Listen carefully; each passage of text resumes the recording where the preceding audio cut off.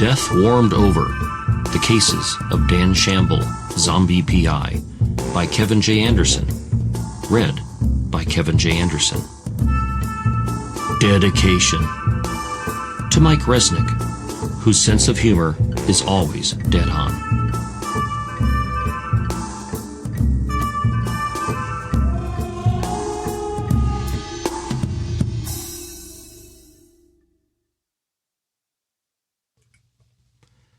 Chapter 1. I'm dead, for starters. It happens. But I'm still ambulatory, and I can still think, still be a contributing member of society, such as it is these days, and still solve crimes. As the detective half of Shamble and Dyer Investigations, I'm responsible for our caseload, despite being shot in the head a month ago. My unexpected murder caused a lot of inconvenience to me and to others.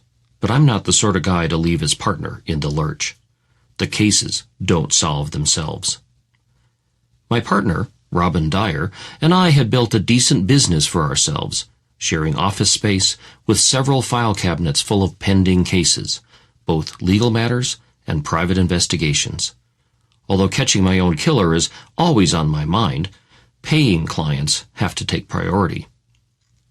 Which is why I found myself sneaking into a cemetery at night while trying to elude a werewolf hitman who'd been following me since sunset in order to retrieve a lost painting for a ghost.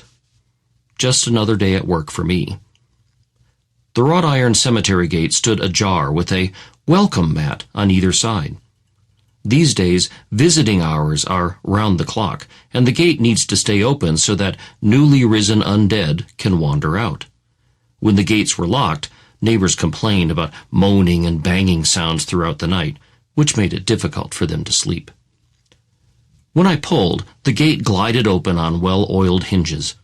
A small sign on the bars read, "Maintained by Friends of the Green Lawn Cemetery."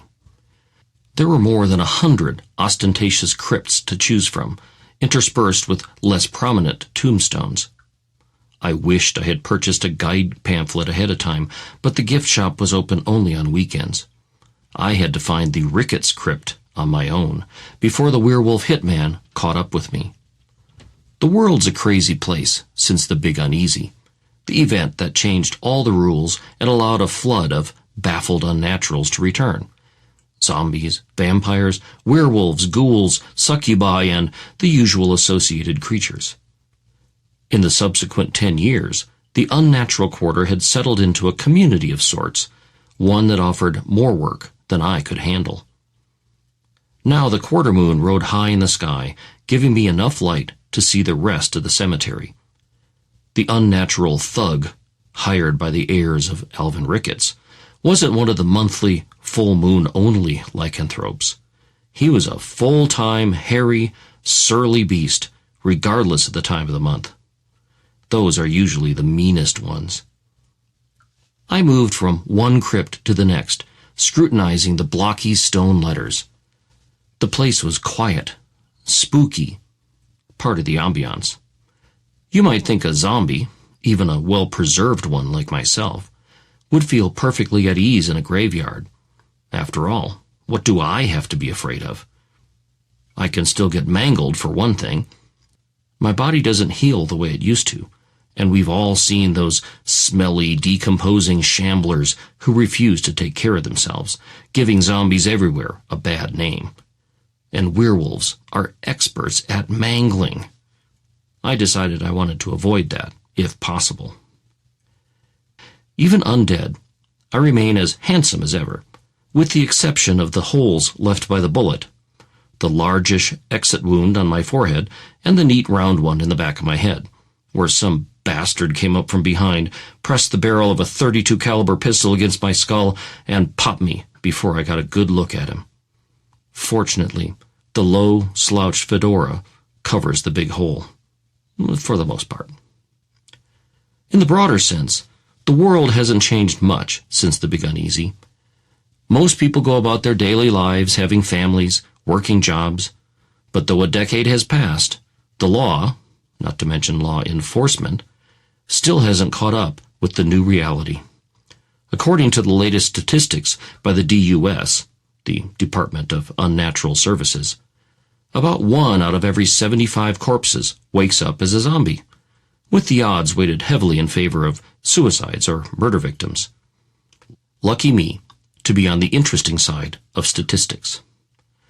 After returning to life, I had shambled back into the office, picked up my caseload, and got to work again.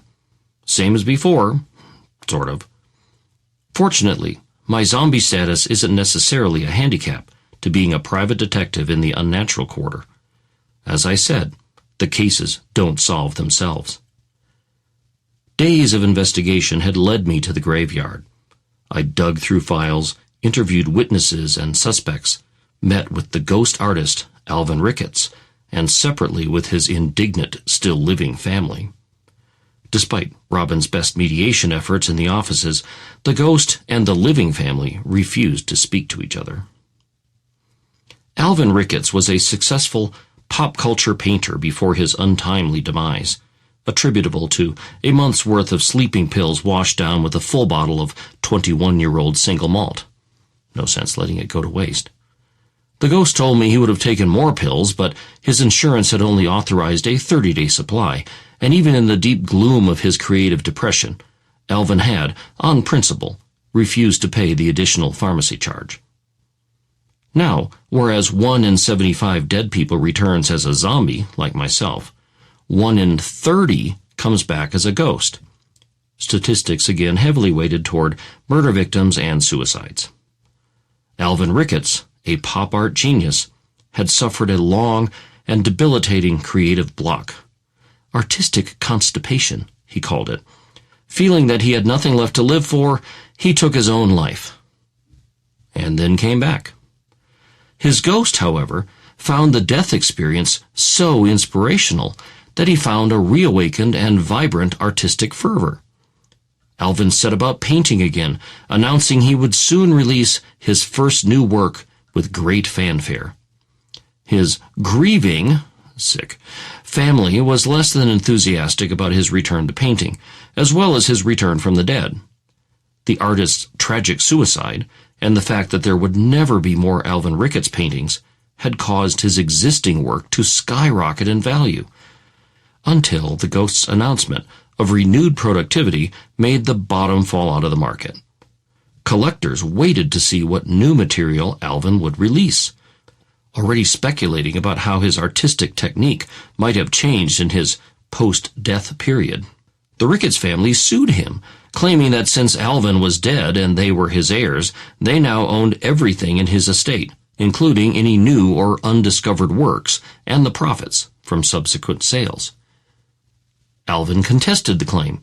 He hired Robin Dyer to fight for his rights, and she promptly filed challenges while the ghost happily worked on his new painting. No one had yet seen it, but he claimed the work was his masterpiece. The Ricketts heirs took the dispute to the next level. Someone broke into Alvin's studio and stole the painting. With the supposed masterpiece gone, the pop artist's much-anticipated return to the spotlight was put on hold. The family vehemently denied any involvement, of course. That's when the ghost hired me, at Robin's suggestion, to track down and retrieve the painting by any means necessary. The Ricketts heirs had hired a thug to keep me from succeeding in my investigation. I heard a faint clang, which I recognized as the wrought iron cemetery gate banging shut against the frame. The werewolf hitman wasn't far behind me. On the bright side, the fact that he was breathing down my neck probably meant I was getting close. The cemetery had plenty of shadows to choose from, and I stayed hidden as I approached another crypt. Benson. Not the right one. I had to find Ricketts. Werewolves are usually good trackers, but the cemetery abounds with the odors of dead things, and he must have kept losing my scent. Since I change clothes frequently and maintain high standards of personal hygiene for a zombie, I don't have much of a smell about me.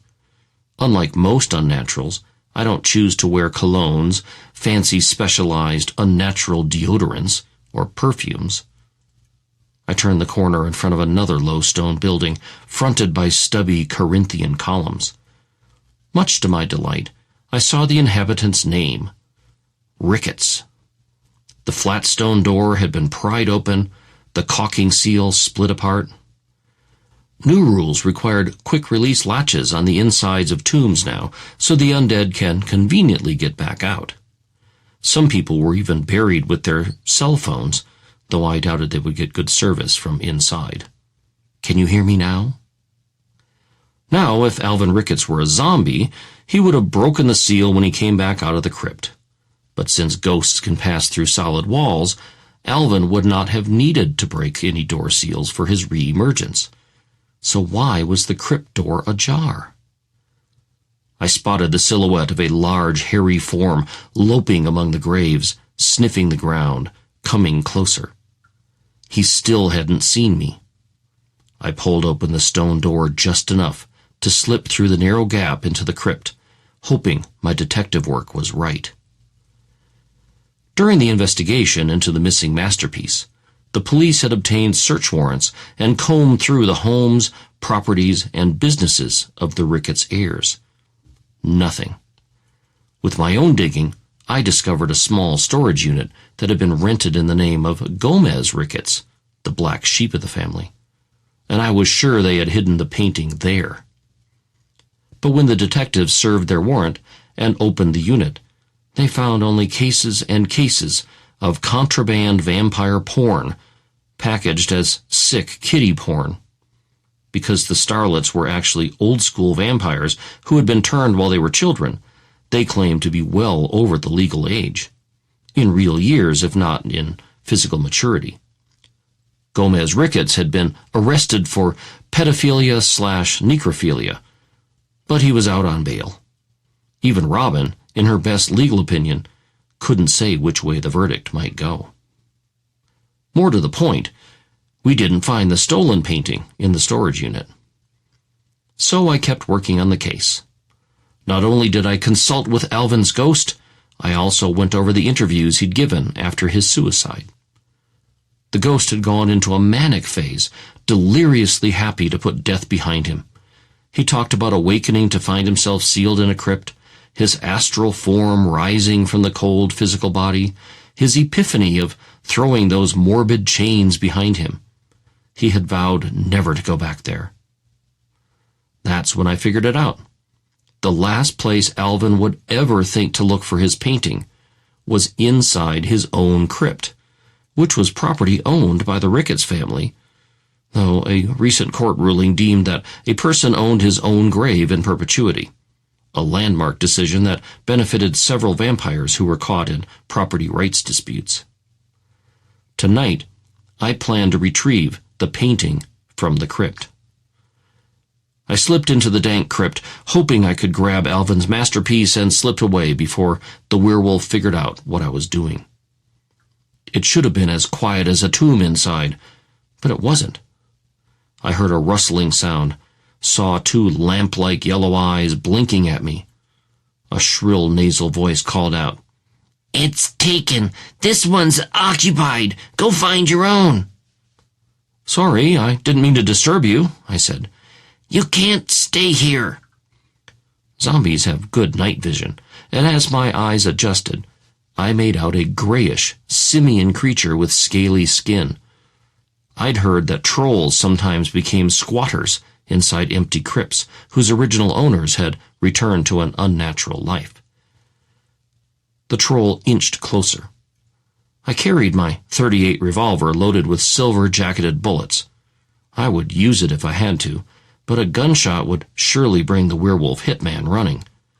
I had enough silver bullets to take care of the thug, too, but that would open a can of maggots with the law, and I just plain didn't want the hassle. The troll rubbed his gnarled hands together. "If you're interested in a place to stay, we have many viable options. Pre-owned, gently used post-mortem dwellings. If you're undead and homeless, I can help you with all of your real estate needs. Edgar Allan at your service. Here, let me give you a business card." "This crypt doesn't belong to you," I pointed out. I happen to know the actual owner. He hired me to retrieve some of his personal property." "Then we have a problem." The troll looked annoyed. "Bert!" From the gloom emerged a larger and more threatening creature. Trolls come in various sizes, from small and ugly to huge and ugly. At close to 7 feet tall, with wide and scabby shoulders, this one belonged in the latter category. "Bert is our eviction specialist," Edgar Allan explained. I held up my hands in surrender. "Now, no need for that. I came here for a painting, that's all. No intention of interfering with your rental business." "Painting? You mean this one?" The little troll flicked on a tiny flashlight. Hanging on the stone wall was a painting, unmistakably in the cute pop culture style of Alvin Ricketts. 2 large-eyed puppies. Gaunt zombie puppies. "Somebody left it here. Looks real nice on the wall. Brightens up the place." A plan began to form in my mind. "I have a suggestion that would benefit both of us." I glanced back at the door of the crypt, straining to hear the werewolf outside. I doubted I could slip out of the cemetery carrying the Ricketts art without the hairy hitman intercepting me. Werewolves can run much faster than zombies and inflict severe bodily damage, the kind that's difficult to repair. If he got his paws on the painting, I would never get a second chance to retrieve it. I also knew that Alvin Ricketts had no interest whatsoever in owning this crypt. "What kind of suggestion?" the real estate troll said. "I can make a deal. Nobody beats my deals." "What if I could get the legal owner of this property to sign over the deed to you free and clear, completely above board, in exchange for the painting?" Which was rightfully Alvin's property anyway, but I didn't want to tangle up the conversation. Edgar Allan seemed interested, but narrowed his big yellow eyes. "If we handed over the painting, we'd never hear from you again." "I won't take it now. You deliver the painting to my office tomorrow," I said. "Bring Bert for protection if you like." I nodded toward the huge troll. "I'll see to it that the crypt owner signs all the right documents. We have an attorney and a notary right there in our offices." I reached into my jacket and pulled out one of my business cards. After making sure that I took one of his cards, the troll shone his little flashlight on mine. "Shamble and Dyer Investigations. What's the catch?" "No catch. Just be careful. That's a beautiful painting. I'd hate to have it damaged." The troll glanced back at the large-eyed zombie puppies. "You think so? I was wondering if it might be a bit kitschy myself." "I'm not an art critic. Tomorrow, in my offices at noon." "We don't usually go out at that hour, but I'll make an exception." I slipped out of the crypt and back into the shadows, ducking behind a tall stone angel, then moving to a big, flat grave marker. I intended to circle around as quietly as I could on my way to the wrought iron cemetery gate. Before I made it to the 3rd tombstone, a furry mass of growling energy slammed into me and knocked me to the ground. The werewolf hitman grabbed me by the collar and yanked me back to my feet. He was a smelly, hairy, muscular guy, half wolf and half human. His claws dug into the fabric of my sport jacket. "Careful, this is my only jacket." The werewolf pushed his long snout close to my face. "I caught you, Shamble." I could see he was having trouble forming words with all those teeth in the way. "Shambo," I corrected him. "Can a guy take a peaceful stroll in a cemetery at night?" He patted me down, poking with his claws. "Where's the painting?" "Which painting?" Not the cleverest response, but werewolves aren't the cleverest of creatures, especially the at-will lycanthropes. "You know which painting. I've been watching you." "I know you were hired by the Ricketts heirs," I admitted, "and I'm sure your employers think they're very important, but I have plenty of other cases. As a private detective who specializes in unnatural clientele, believe me, I've got more than enough reasons to come to a cemetery. Growling, the werewolf searched me again, though I don't know where he suspected I might hide a large, rolled-up painting. My chest pocket? I heard heavy footfalls and looked up to see the scaly form of Bert the troll. "There a problem here?" Bert was sufficiently intimidating that even the werewolf didn't want to mess with him. I pulled myself away from the claws and straightened my jacket in an attempt to regain some dignity. "I was just leaving," I said, and looked pointedly at the werewolf. "I was escorting him out," the hairy guy growled. "Name's Larry." Bert loomed there, watching as the two of us left the cemetery. After we both passed through the gate, I sized up the werewolf. Since Shamble and Dyer had accepted the Alvin Ricketts case only a month and a half before my murder, maybe it was connected to my own case somehow. "Say, Larry, you wouldn't happen to be the guy who shot me, would you?" No harm in asking. "Yeah, I heard about that," the hairy hitman growled deep in his throat. "Do I look like the kind of guy who sneaks up behind someone in a dark alley and shoots him in the back of the head?" "Well, that wouldn't be my guess." "Have you ever seen a werewolf victim? Look at you, Shamble. You could pass for human if somebody doesn't look too close." He flexed his claws. "If I killed you, you'd have been a pile of shredded meat." "I'll count my blessings then," I said. "See you around." I touched a finger to the brim of my fedora in a brief salute and headed away from the cemetery.